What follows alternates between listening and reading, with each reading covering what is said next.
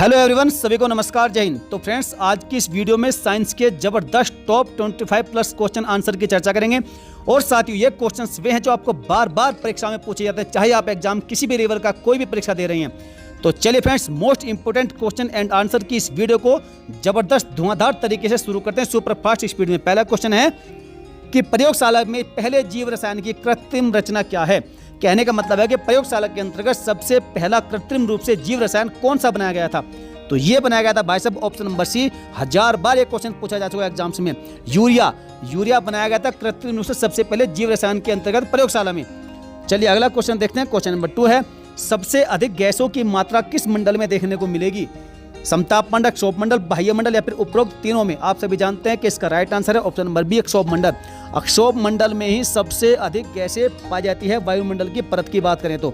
चलिए अगला क्वेश्चन देखते हैं। क्वेश्चन नंबर 3 कि बर्फ पानी पर क्यों तैरता है। भाई साहब ये एप्लीकेशन बेस्ड क्वेश्चन है और बहुत पूछे जाते हैं आजकल इस प्रकार से। तो बर्फ पानी पर क्यों तैरता है, इसका right answer option number B है, क्योंकि बर्फ का जो घनत्व होता है, जो उसकी डेंसिटी होती है भाई साहब, वो वाटर से कम होती है, पानी से कम होता है, इसीलिए जो है बर्फ पानी पर तैर जाता है। चलिए नेक्स्ट क्वेश्चन की ओर बढ़ते हैं कि क्लोरोफिल में कौन सा धातु आयन पाया जाता है। लोहा, मैग्नीशियम, जस्ता या फिर कोबाल्ट।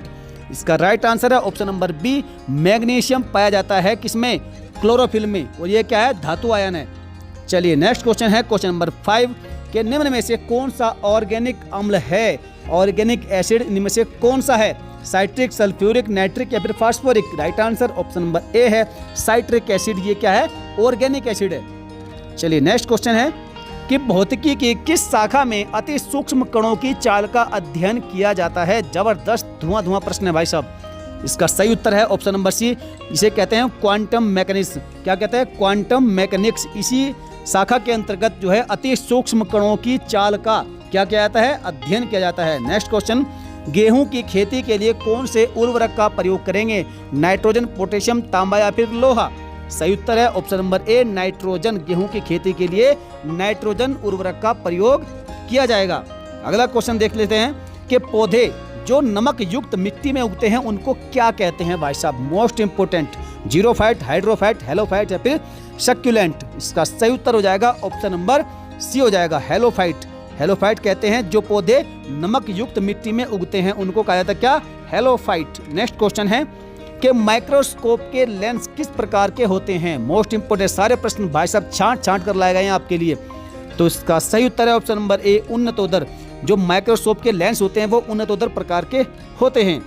अगला क्वेश्चन है क्वेश्चन नंबर 10, संवहनी या फिर वेस्कुलर पौधों में पानी ऊपर किसके माध्यम से जाता है। तो भाई साहब क्वेश्चन बहुत बार पूछा गया है, इसका सही उत्तर हो जाएगा ऑप्शन नंबर डी हो जाएगा। क्या है, जाइलम ऊतक। ये जाइलम ऊतक के द्वारा ही जो है वेस्कुलर पौधों में पानी ऊपर पहुंचता है। चलिए नेक्स्ट क्वेश्चन है कि निम्न में से कौन सा विटामिन खून के जमने में सहायक होता है या फिर आवश्यक होता है। तो बार बार मैंने इसको रिपीट भी किया है, कई बार पहले भी कई वीडियो में बता चुका हूं इस क्वेश्चन के बारे में।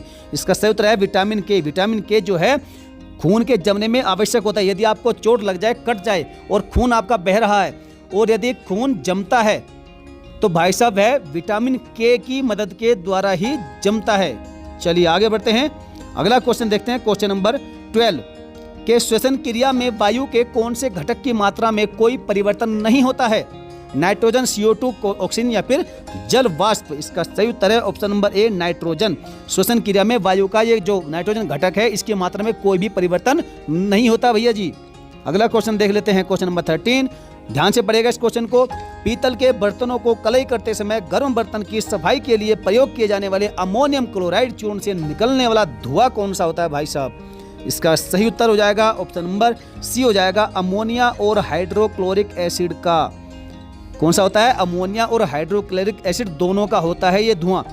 चलिए अगला क्वेश्चन देखते हैं। क्वेश्चन नंबर 14 है कि आमतौर पर सुरक्षा फ्यूज लगाने के लिए प्रयोग होने वाला तार किस पदार्थ का बना होता है।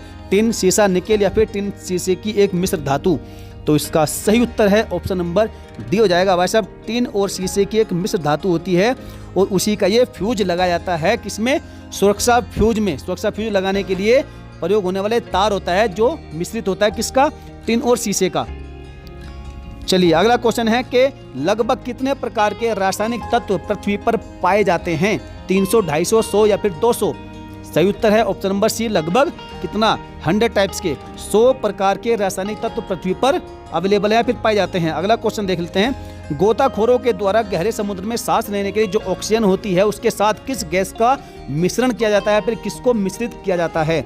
यह आपका जबरदस्त धुआं प्रश्न है। हीलियम, नाइट्रोजन, जिनोन या फिर अमोनिया? सही उत्तर है इसका ऑप्शन नंबर ए है हीलियम।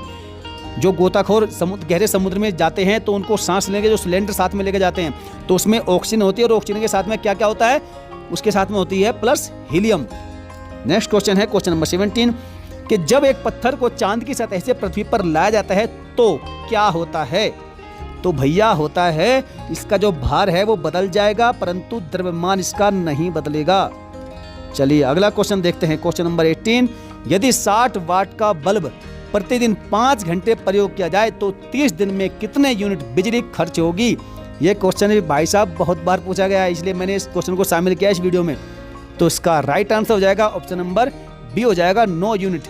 अब ये किस प्रकार से होगा, क्यों होगा, किसी और वीडियो में मैं चर्चा करूंगा, नहीं तो वीडियो आपकी लंबी हो जाएगी। बस आप याद रखिएगा, यदि 60 वाट का बल्ब प्रतिदिन 5 घंटे प्रयोग किया जाए तो 30 दिन में 9 यूनिट बिजली खर्च होगी। कैसे होगी मैं किसी और वीडियो में बताऊंगा आपको डिटेल से। अगला क्वेश्चन है क्वेश्चन नंबर 19। जब लाल, नीले तथा हरे प्रकाश का पुंज एक स्थान पर पड़ता है तो प्रकाश रंग कैसा हो जाता है? बैंगनी, लाल, पीला या फिर सफेद? इसका सही उत्तर है ऑप्शन नंबर डी, हो जाएगा सफेद। जब कौन कौन सा लाल, नीला और हरा इन तीनों ही प्रकाश का पुंज एक स्थान पर पड़ेगा तो प्रकाश का रंग हो जाएगा व्हाइट, सफेद। अगला क्वेश्चन है कि जब दो लोग आपस में बात करते हैं तब कितने डेसिबल ध्वनि उत्पन्न होती है? भाई साहब 2018 का जो यूपी पीसीएस था उसका प्री एग्जाम था, उसमें एक क्वेश्चन पूछा गया था और मैंने उस एग्जाम को दिया था, खुद अटेंड भी किया था।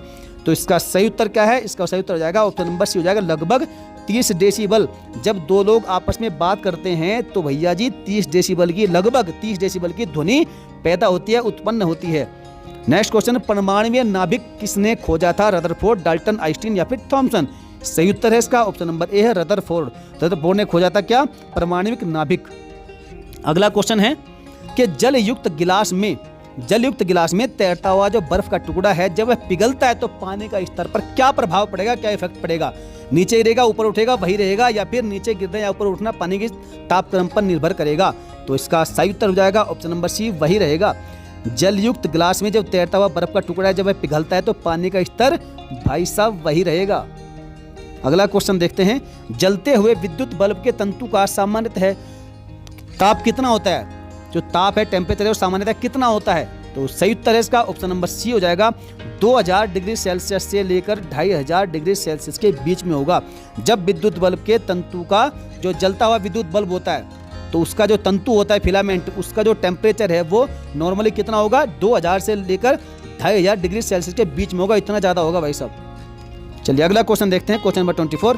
हमें वास्तविक सूर्योदय से कुछ मिनट पहले ही सूर्य दिखाई देने का कारण क्या है? तो इसका जो सटीक कारण है वो है ऑप्शन नंबर डी, प्रकाश का अपवर्तन, जिसे हम रिफ्रैक्शन कहते हैं, रिफ्रैक्शन ऑफ लाइट। यही कारण होता है जब हमें वास्तविक सूर्योदय से पहले कुछ मिनट पहले सूर्य दिखाई देता है, उसका कारण क्या है? लाइट ऑफ रिफ्रैक्शन या फिर प्रकाश का अपवर्तन। नेक्स्ट क्वेश्चन आज का अंतिम प्रश्न है।